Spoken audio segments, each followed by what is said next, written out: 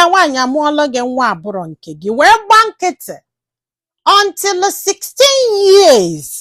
of age nwa afọ nwa nwoke the only son ị mụtara o wee gwa gị ebe unu na-aba mba wee sị gị gbaghalụ ị ga-agbaghalụ that person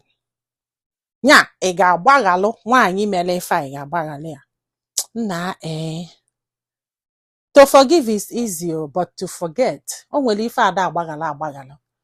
ịmụọlụ ụmụ nwa onye ọzọ nkịta ga-alacha mụ na gị na-aba anya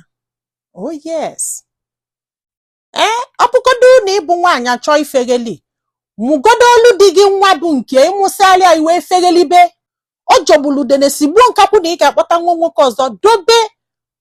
dobelu di gị ọ na-alọv ya na-azụ ya na-eme everything about this guy hoping that nọ nke mistake mmụọ nne dị that period ị na-amụ nwa ka ekwughelili ma ọlụ di gị nwa ịmụsịalịa nwa sị nọ mfegheli bụ ihe ịpụtalụ feghelibezie oh yes maka na mbụrụ nwoke ịmụọlụ m nwa onye ọzọ nkịta ga-alachabụ na gị anya etu nsi hate nwoke iti nwaanyị ihe ka nsi wee hate nwaanyị ịmụrụ nwoke nwa abụrọ nke oh yes this is me ihe na-abụọ adọrọ na my diary at all ndị be anyị daalụdụ ka ọ dị n'ụbọchị ọzọ